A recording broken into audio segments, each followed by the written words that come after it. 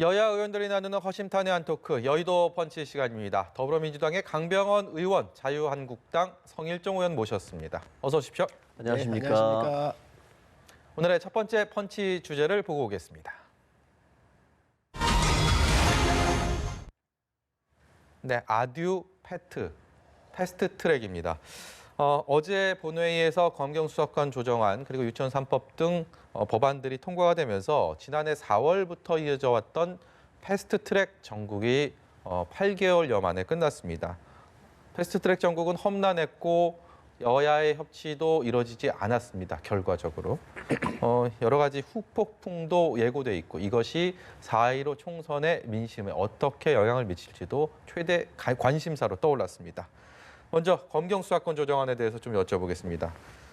이 검경수사권 조정안은 앞서서 선거법 개정안이나 그리고 공수처법에 비해서는 그렇게 어렵지 않게 논의가 되지 않을까라는 견해가 좀 지배적이었습니다. 지난해 연말 전국까지는. 근데 어제도 결국은 이거를 표결을 하긴 했지만 4+1이라는 기존의 협의체를 통해서만 통과가 되는 상황이었습니다. 여기에 대한 총평을 좀 듣고 싶습니다. 예. 원래 이렇게 검경 수사권 조정에 대해서는 우리 자유한국당의 우리 권성동 의원께서도 법안을 내셨습니다. 네. 작년에 3월에 내셨는데요. 오히려 저희 당의 백혈원 의원이 냈던 안보다도 더 이 검찰의 직접 수사를 더 축소하는 그런 안이었고요. 검경의 수사권을 더 명확하게 분리하는 그런 안을 내셨거든요. 네. 저는 그렇기 때문에 이 검경 수사권 조정하는 이 법안에 대해서는 좀 여야 간에 좀 이렇게 협상을 하면은 충분히 단일안이 좀 나올 수 있었을 것 같은데 네. 이 패스트트랙 국면으로 오다 보니까 결국 이제 4+1 체제에서만 통과를 시키고 한국당 의원들은 불참하는 상황이 돼버렸는데요.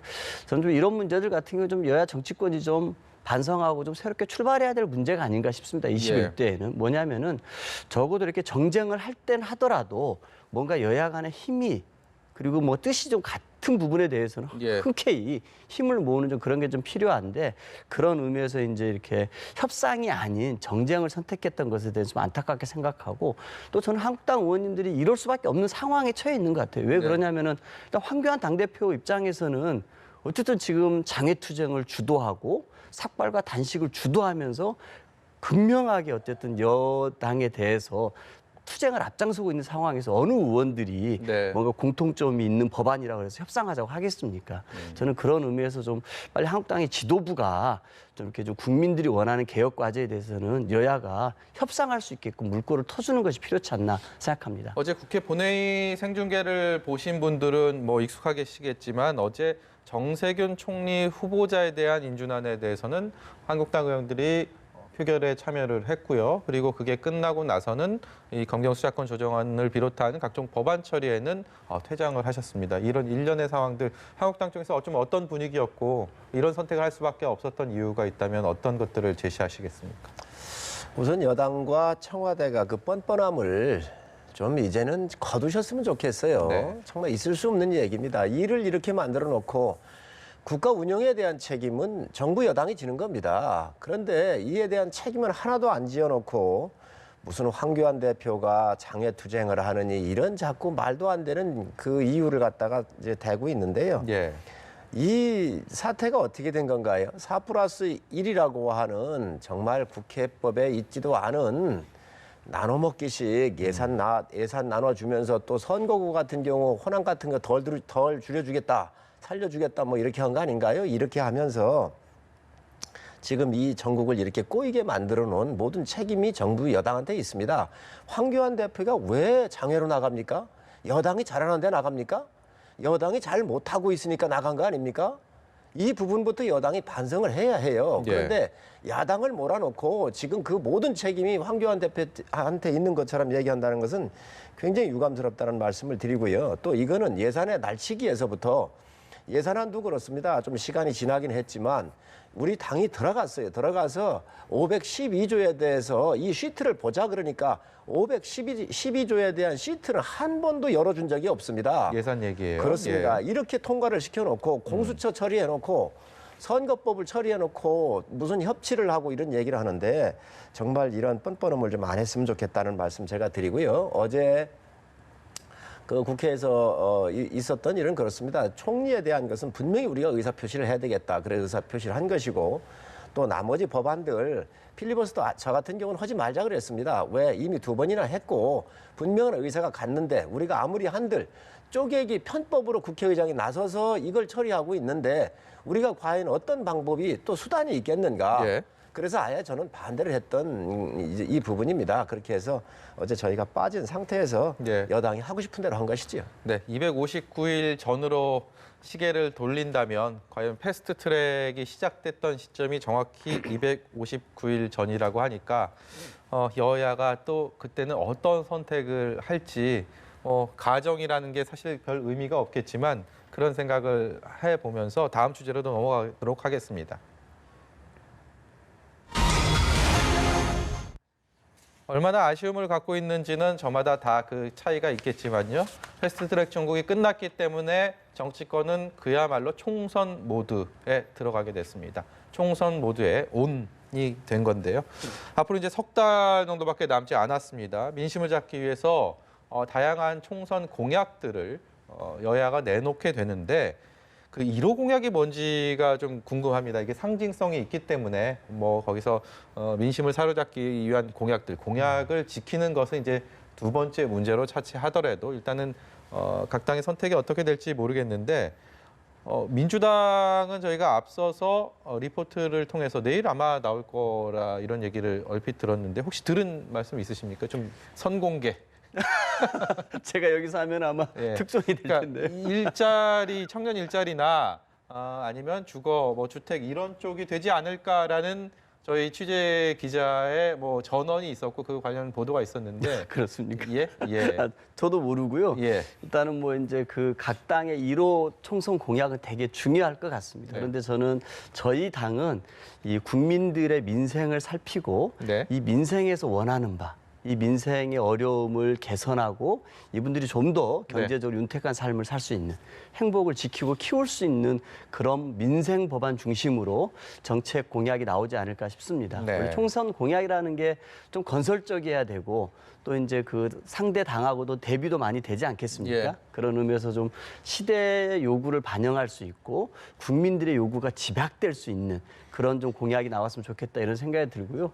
최근에 이제 한국당 같은 경우는 총선 1호 공약으로 공수처 폐지를 얘기한 걸 들었습니다. 이제 부랴부랴 이제 이거 1호 공약 아닙니다라고 김재원 정책위원장이 정책위원장 말을 바꾸긴 했습니다만 제가 봐서는 늦게나마 공수처 폐지를 1호 공약에서 뺀 것은 정말 잘했다고 생각이 들고요. 국민의 삶을 좀 더 개선시킬 수 있고 윤택하게 할 수 있는 이런 공약들을 서로 제시를 해서 건설적인 경쟁들을 하는 것이 네. 지금 이렇게 민생의 어려움들을 얘기하고 있는 국민들에게 여야가 드릴 수 있는 선물이 아닐까 싶습니다. 네, 사실관계를 좀 확인해 봐야겠습니다. 팩트 체크인데요.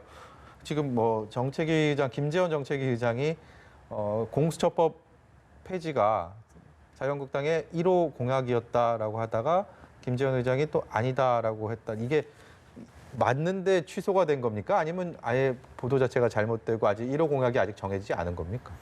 이거는 좀 잘못된 이야기고요. 예. 총선 기획단, 공약 기획단에서 이제 공약을 전체적으로 다 다듬잖아요. 다듬어서 우리가 이제 최고위에 보고도 하고 네. 의총에 논의도 하고 난 다음에 스케줄대로 발표를 할 거예요. 그런데 워낙 공수처가 악법이니까 의원들 사이에서 일부 의원들 사이에서 이걸 우리가 총선 공약으로 좀 내놓으면 어떻겠느냐 이 이야기는 있었죠. 그런데 이게 좀 잘못 보도됐다는 말씀 제가 드리고 분명히 저희 당에서는 이게 개혁과제, 개혁의 1호다 하는 말씀을 이렇게 드렸고요. 지금 민주당의 조정식 정책위장께서 공정하고 정의로운 사회를 만들겠다 해서 이 공약과 관련된 말씀을 하셨어요. 그런데 과연 공정과 정의를 지금 여당이 주장할 수 있는지 저는 정말로 이번에 심판을 제대로 해야 한다고 생각을 합니다. 대통령께서 뭐라 하셨습니까? 총장 그리 적폐청산 잘하고 총장에 대해서 그렇게 칭찬을 많이 하시면서 임명장을 주면서 살아있는 권력도 수사를 하라고 지침을 내리셨어요. 살아있는 권력이 울산에 대한 부정선거, 김기현 시장 부정선거, 유재석 감찰 무마 같은 이런 엄청난 사건들이 청와대에 관련돼 있단 말이죠. 이거에 대해서 수사를 하니까 그렇게 압력을 넣습니다. 압력 넣다가 안 되니까 추미애 장관을 그것도 울산 시장 지방선거에 단수 공천해가지고 공천장을 준 그 여당의 대표가 추미애 대표입니다. 그 추미애 대표를 법무부 장관에 앉혀놓고 청와대를 향하는 이 수사를 지금 다 끊어버리려고 그러고 있습니다. 그래서 검찰의 대학살을 이루어졌는데 과연 나를 향한 내 식구들을 향한 이 수사에 대해서 칼을 대가지고 끊는 것이 과연 공정과 정의에 맞는 것인지. 그런데 네. 이거를 이 집권 여당의 정책의장께서 공정하고 정의로운 사회, 활력 넘치는 혁신 경제의 미래를 준비하는 국가를 실현하기 위해 청사진을 담긴 정책 공약을 순차적으로 제시하겠다 그랬거든요. 네. 제일 앞에 나와 있는 워딩이 공정하고 정의로운 사회예요. 과연 이게 집권 여당이 할 수 있는지 국민들께서 정확하게 아시고 심판해 주시기를 말씀드립니다. 예. 저희가 앞서 대담에서 이 얘기는 워낙 많이 해서 이 검찰에 대한 부분들, 그 대통령 신년사에 대한 얘기는 했기 때문에 그 부분은 좀 두 분께는 말고 지금 총선 얘기를 하니까 제가 미리 사전에 드린 질문은 아닌데요. 여기 오늘 조금 전에 나온 그 기사를 보니까 보수통합도 상당히 이때 총선에 있어서의 상당히 중요한 포인트인데 이게 과연 어떻게 물리적, 화학적으로 잘 결합이 되느냐 이것 역시 보수 진영에서는 굉장히 큰 변수가 아니지 않습니까? 그런데 황교안 자유한국당 대표가 안철수 전 의원이 오면 고맙겠다, 미워도 싫어도 합쳐야 된다라는 얘기를 했는데 안철수 전 의원은 입장문을 내고 정치공학적 통합 논의에 참여할 생각이 없다라고 얘기를 했습니다. 이게 어떤 게 선후 관계인지는 잘 모르겠습니다만 일단 이 보수통합이라는 길이 그렇게 술술 풀려가지는 않겠구나. 워낙 서로 합쳐져야 할 것들, 이견을 좁혀야 할 것들이 많기 때문에 여기에 대한 견해를 좀 여쭤보려고 하는데 어느 부분 먼저? 일단은 안철수 대표가 그렇게 말씀하시는 것은 너무 당연하다고 생각합니다. 안철수 대표하면 생각하면 우리 국민들이 생각하는 새정치 아닙니까? 자기 나름대로 그 브랜드가 있단 말이에요. 근데 지금 이제 그 한국당을 중심으로 추진되고 있는 보수통합 논의는 묻지마입니다. 네. 그냥 문재인 싫어하면 모여라고 하는 오합지졸, 짬뽕 다 모이는 겁니다. 저는 그렇게 해서는 안 된다고 생각하고요. 안철수 대표가 그래서 얘기하는 게 먼저 보수의 혁신이 전제돼야 된다. 네. 보수가 어떤 새로운 비전과 가치를 제시하면서 그렇게 해서 모여야지 네. 그냥 무작정 반대파들 모아라고 해서는 성공할 수 없다고 얘기하는 건 아니겠습니까? 예. 저는 그런 의미에서 정말 그거는 좀 새겨드릴 필요가 있다라고 생각합니다. 지금 한국당 같은 경우는 논의하면서 이 박근혜 탄핵에 대해서 정말 묻지 말자. 네. 뭐 탄핵을 찬성했건 뭐 이렇게 반대했던 세력들 다 묻지 말고 다 모이자는 거 아닙니까? 그런데 이 탄핵을 부정하는 세력에 대해서는 우리 국민들이 다르게 봅니다. 왜 그러냐면은 이미 3년 전에 우리 국민들이 광화문에 촛불을 들고 주권자인 국민이 박근혜 정권을 심판한 거 아니겠습니까? 예. 헌법을 파기하고 국정을 농단했기 때문에. 그리고 국회도 의결을 했습니다. 탄핵을. 그리고 우리 사법부도 탄핵 심판을 했고요. 그래서 헌법을 기본적으로 존중하고 헌법 정신에 따라서 뭔가 정당 활동을 하는 정치 집단이라 그러면은 탄핵을 부정할 수가 없는 것입니다. 일부 국민들 시민단체가 그 탄핵을 부정할 수는 있어도 적어도 대한민국의 제1야당이 탄핵을 부정하면서 부정하는 세력이건 찬성하는 세력이건 다 긁어 모으자라고 하는 것은 옳지 않다고 봅니다. 저는 그렇기 때문에 적어도 대한민국 헌법을 존중한다는 측면에서는 박근혜 탄핵에 대해서 무조건 네. 입장을 정리를 해줘야 됩니다. 네. 그럴 때만이 그 탄핵이 그 통합이라는 게 의미가 있는데 그런 걸 다 묻고 탄핵 부정하는 세력들까지 다 끌어모으겠다라고 하는 것은 네. 저는 결코 성공할 수 없다고 봅니다. 네. 강병훈 의원께서 이렇게 오합지졸들의 통합 논의라고 하셨을 때 성일종 의원께서 이렇게 쓴 웃음을 지으셨는데 어떤 말씀을 또 준비하셨을지 궁금합니다. 여당의 입장에서야 야당이 분열되고 뭉치지 않아야 선거에 유리하고 가장 원하는 바겠지요. 그러니까 여러 이유를 대면서 뭉치는 것을 방해할 겁니다. 그러나 정치라고 하는 것은 국민을 향한 큰 대의 명분을 가지고 하는 것입니다. 탄핵에 대해서 탄핵의 강이라는 게 사실 새보수당의 유승민 의원이 처음 제시를 했지만 황교안 대표도 여기에 대해서 어제 또 수용할 뜻이 있음을 얘기하지 않았습니까? 네, 제가 잠깐 말씀드릴게요. 네. 그래서 대의 명분이 중요한데 지금 이 정권이 얼마나 나라를 망쳐놓고 있습니까? 경제, 지금 더 이상 할 얘기가 있습니까? 일본이 완전 고용이 들어갔고요. 미국도 3% 이상이 되는 성장을 구가하고 있는데 우리만 OECD 국가의 최하위를 면치하고 있습니다. 경제 성장률이. 지금 곳곳에서 신음하고 있습니다. 경제 다 지금 망가지고 있습니다. 외교를 잘하고 있습니까? 아니면 국방적으로 튼튼합니까? 모든 부분이 지금 현재 국가가 엉망인데 이 국가를 구해야 될 거 아닙니까? 그러면 제 세력들이 함께 뭉쳐서 이 정권에 대해서 강력하게 견제를 하고 예. 이 국가를 바로 세워야 된다라고 하는 이 대의 명분 앞에는 어떤 제 세력이라도 합심을 하고 합치는 것이 맞다고 생각을 합니다. 아까 혁신 뭐 이런 부분 하셨는데 합치고 나서 우리가 국민이 요구하는 거가 무언지를 바라보면 그 혁신이라고 하는 것이 여러 가지 정책적 혁신도 있을 거고 인적 청산도 있을 거고 여러 가지가 있겠지만 네. 이런 부분들은 추후에 충분히 논의할 수 있다고 보여지고요. 네.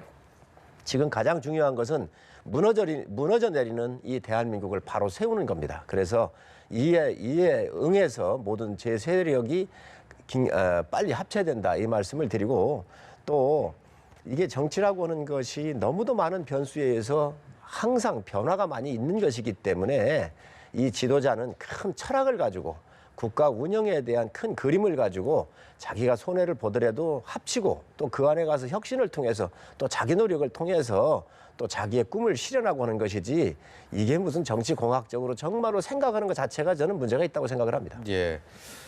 네, 총선 얘기는 뭐 더 나누고 싶지만요. 다음 주제에 또 말씀 듣고 싶은 게 있어서 세 번째 주제로 넘어가 보도록 하겠습니다. 앞서서 보셨지만 정세균 신임 국무총리가 조금 전에 취임식을 가졌습니다. 문재인 정부의 두 번째 국무총리고요. 46대 총리입니다. 정세균 총리가 되는 모습, 취임 전부터 일 잘하는 총리가 되겠다라고 얘기를 했고 또 경제통이기도 하고 앞서서 이제 국회의장을 했다라는 헌정사상 첫 번째 그런 사례도 됐고 여러 가지 화제를 몰고 왔는데 이제는 경제와 통합에 있어서 어떤 역할을 할지 그리고 그 협치라는 부분에 대해서 어떤 결과를 가져올지 상당히 관심이 갈 수밖에 없습니다. 두 분의 좀 전망과 뭐 낙관, 비관 뭐 이런 것들을 포함해서 좀 말씀을 듣고 싶은데요. 예, 이제 문재인 정부를 뭐 전반기하고 그 후반기로 나눈다 그러면 후반기가 이미 시작됐지 않습니까? 네. 그런 의미에서 좀 이렇게 관리형 총리보다는 뭔가 그 힘 있는 총리를 대통령께서 원하셨던 것 같습니다. 네. 그런 의미에서 전직 국회의장을 지내셨고 육선 의원이시고 저희 당의 당대표를 하셨고 또 산업통상부 자원도 하셨고 네. 그 이전에는 어쨌든 큰 대기업에서 실물 경제를 네. 직접 책임지셨던 분 아닙니까? 이런 분이 힘 있는 총리로 와서 문재인 정부 후반기에 우리 국민들이 원하는 이 경제에 있어서 체감을 느끼게 하는 성과를 내게 하는데 좀 드라이브를 걸 수 있는 총리를 모신 것이 아닌가라고 생각이 듭니다. 또 그런 의미에서 아마 그 협치도 상당히 중요할 텐데요. 지금까지 20대 국회가 최악의 국회가 됐던 것은 정말 저희가 뭐 야당복이 없는 것도 있는 것 같습니다. 정말 뭐 황교안 대표나 나경원 원내대표나 무조건 좀 정쟁만을 했던 게 저는 굉장히 좀 큰 원인 중에 하나인 것 같아요. 예. 뭔가 정말 민생이 어렵다고 하면서도 민생 관련된 법안들을 제시하면은 절대 통과시켜주지 않습니다. 자, 그런 거 너무 안타까웠는데 적어도 민생의 어려움들에 대해서 여야가 모두 공감한다고 하면은 그런 법들을 함께 머리를 맞대서 국민들에게 선물을 드려야 되는 거거든요. 정치적으로 싸우는 건 싸우더라도. 근데 좀 21대 국회가 어떻게 구성되느냐에 달려 있습니다만 정말 경제 성과들을 낼 수 있게끔 경제 관련된 많은 법들이 국회에서 밀려 있습니다. 네. 공정거래법도 밀려 있고요. 뭐 유통산업법도 밀려 있고 정말 이렇게 을들에게 좀 단결권 힘을 줄 수 있는 많은 법들이 있는데 이런 법들이 좀 통과가 돼서 우리 경제에서 좀 공정 경제와 혁신 성장들이 좀 뒷받침될 수 있게끔 의회가 많은 일을 해줘야 되는데 이런 측면에서 봤을 때 국회의장을 지내셨던 분이시기 때문에 국회를 너무나 잘 아시기 때문에 충분히 협치를 하시면서 네. 국회에서 이런 법률 입법적인 성과를 내실 수 있지 않을까 좀 이런 생각을 합니다. 네, 21대 총선 이후라는 단서를 달았기 때문에 이 협치 내각에 대한 것들이 현실화될지 지금 뭐 하거나 할 수는 없죠. 그런 상황이긴 한데 사실 그런 모습들을 이렇게 저희가 뭐 익숙하게 봐왔던 상황들이 아니기 때문에 과연 이게 대통령과 그리고 총리의 의지대로 또 가능할지 손바닥이 마주쳐서 소리가 날지도 상당히 관심이 갑니다. 어떻게 전망을 좀 해주실 수 있겠습니까? 우선 강 의원님께서 말씀하신 민생 법안을 내팽개치고 정쟁만 일삼았다 그러는데 여당이 좀 되돌아보셨으면 좋겠어요. 패스트트랙에 태웠는데 선거법하고 공수처법을 이게 민생 법안입니까? 아니 이거 뒤로 미루고 우리가 민생 법안을 먼저 처리하자라고 제안했었을 때 여당이 안 받았습니다. 정말 정확하게 국민들한테 전달을 좀 해주셨으면 좋겠어요. 그렇게 하고 우리 정세균 총리께서 이제 취임을 하셨습니다. 국가 서열이 국회의장 2위지요. 그래서 먼저도 말씀하셨어요. 국가 서열 2위가 어떻게 네. 서열 5위인 총리를 가는가, 의회의 위상을 떨어뜨리는 것이다. 이렇게 말씀을 하셨었는데 사실 그런 부분에 대해서는 국회 스스로가 한번 되돌아봐야 될 문제고 앞으로 그동안 국회의장을 지내셨던 분들이 총리로 간 선례가 없었거든요. 네. 그러니까 이제 이번에 청문회 과정에서 그 신분으로서 국회의장으로서의 간 것이 아니라 직위로서 간 것이 아니라 개인적 능력으로 간 것이기 때문에 이 부분은 이해해달라고 이렇게 요청을 하셨습니다. 네. 어찌됐든 여러 우여곡절이 있었지만 이왕에 총리가 가셨으니까 성공한 또 총리 또 국가를 위해서 많은 헌신과 노력을 해주십사 하는 말씀을 드리고 네. 협치하는데 정말로 협치를 여당이 또 총리가 가셨으니까 대통령하고 협의하셔서 협치를 했으면 좋겠습니다. 적폐청산한다 그러면서 야당을 다 몰아넣었고요. 공수처법이나 선거법을 특히 선거법 같은 경우는 야당하고 협력이 없으면 처리된 적이 없습니다. 네. 이거를 4+1이라고 하는 불법단체 국회법도 준수하지 않으면서 야당을 사지로 몰아넣고 그래놓고 나서 지금 이 협치 얘기하는데 글쎄 저는 이 협치는 대통령이 권한을 내려놓고 총리한테 다 어느 정도 이양을 하면 아마 그건 가능할 것으로 보여집니다. 네. 그런데 지금처럼 야당을 파트너가 아니고 적대 세력 아닙니까? 야당 제가 볼 때는 정말로 적대 세력으로 하는 것 같아요. 이렇게 밀어놓는 상태에서 과연 협치가 가능할까? 제가 그러면 좀 의미가 없을 수도 있겠는데 가정 하나 해보겠습니다. 21대 총선까지 지났고 이제 3개월 뒤에 만약에 성일종 의원께서 재선을 하시게 됐을 때 정세균 총리가 내각 하나 장관직 하나 맡아주세요라고 제안을 하면 받아들일 수 있는다고 생각하십니까? 그 제안하실 때의 대여 관계라든가 정부의 스탠스를 좀 봐야지요. 우선 적대 관계를 풀고 예. 정말 야당의 목소리도 귀를 기울이면서 예. 야당의 좋은 정책도 함께 받아들이면서 함께하는 모습을 보이면 저희가 굳이 마다할 필요가 없다고 생각을 합니다. 네, 21대 국회, 20대 국회에 대한 평들이 20대 현역 의원들조차도 최악이라고 입을 모으시는 상황이기 때문에 21대 국회는 모쪼록 협치를 시작할 수 있는 계기가 되는 그런 국회가 되기를 바라면서요. 마지막 주제 보고 오겠습니다. 절제인데요. 지난주 이제 검찰 인사 가지고 대통령 신년사에서도 많은 화제가 됐고, 그리고 여기에 대해서 너무 극단적인 평가들이 엇갈리기 때문에 검찰 인사 얘기를 좀 해보려고 하는데 간략하게요. 이성윤 신임 서울중앙지검장이 어제 취임식 가지면서 거기서 국민의 인권 보호를 위해서 절제된 검찰권을 행사하겠다. 이 얘기에서 절제를 뽑아왔습니다. 그 이후에 이제 법무부에서 서울중앙지검에 대한 반배부 수사부 그리고 공공수사부에 대한 또 직제 개편을 했고요. 이런 것들이 절제라는 게 무언의 압박이냐 아니면 정말 인권 보호에 방점을 찍는 것이냐 여기에 대해서는 두 분께 견해를 좀 듣고 싶습니다. 예, 아까 말씀하셨건 하나만 좀 짚고 가겠습니다. 2018년이었는데요. 그때 대통령께서 여야 5당 원내대표를 청와대로 모여서 네. 여야정 국정 상설 협의체를 한번 정기적으로 하자고 얘기를 했었습니다. 네. 그 이후로 제대로 된 적이 없습니다. 그 다음에도 황교안 대표를 포함을 해서 여야 5당 당대표를 초청을 해서 회동을 하지 않았습니까? 그런 자리에서 허심탄회 얘기를 들으면서 여야정 국정상설협의체를 좀 정기적으로 이끌어 갑시다라고 얘기를 했습니다. 그게 한 번이나 됐습니까? 그 과정에서 끊임없이 어쨌든 정쟁만을 했고 반대만 했던 건 한국당이었습니다. 작년 연말에 다 봤지 않습니까? 그 민생 법안들 다 필리버스터 걸어가지고 네. 통과를 방해했던 건 한국당이었습니다. 예. 여론에 밀려서 실익이 없다고 판단해서 철회하니까 민생 법안 일사천리로 통과되지 않았습니까? 유치원 3법 어떻게 통과됐습니까? 한국당이 철저히 반대했지 않습니까? 아까 말씀하신 것처럼 옳지 않다고 보고요.